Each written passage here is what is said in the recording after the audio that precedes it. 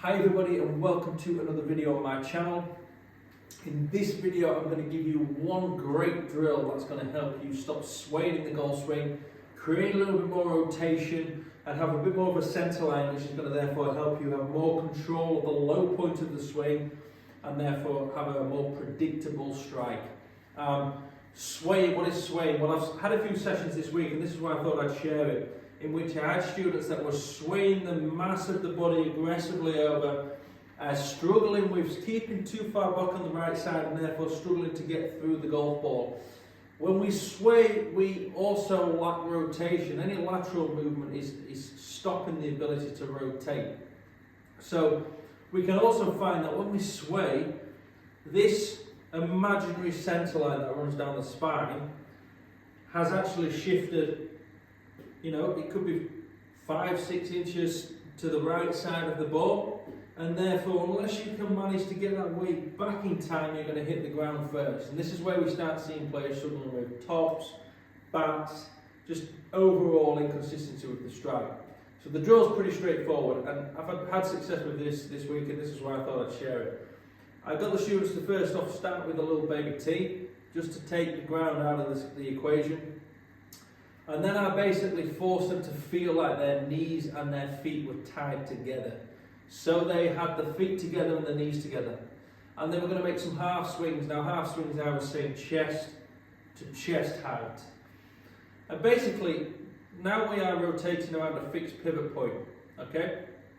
And all of a sudden, any lateral shift, we are going to lose our balance and going to fall over. So the student is straight away forced into feeling, how am I going to get that club up and around my body? I'm going to have to feel the right hip move back, feel more of a pivot in action, and therefore I don't want to sway the shoulders too much off of the centre, otherwise I'm also going to lose the balance. So we got them feeling that turn a little more in the golf swing. With the tee, it was obviously quite easy because it was up in the air, we didn't have to interact with the turf. So we used the tee first. I won't in this video, but it was feet together, knees together, a ball right in the middle, just some half swings, and it was really just creating the feel of balance and rotation.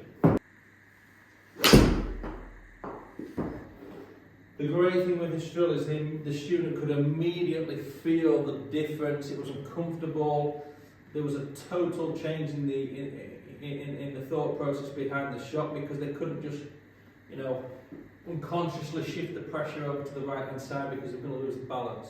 So over time, they started to feel a lot more of a connection between the arms and the club and the body.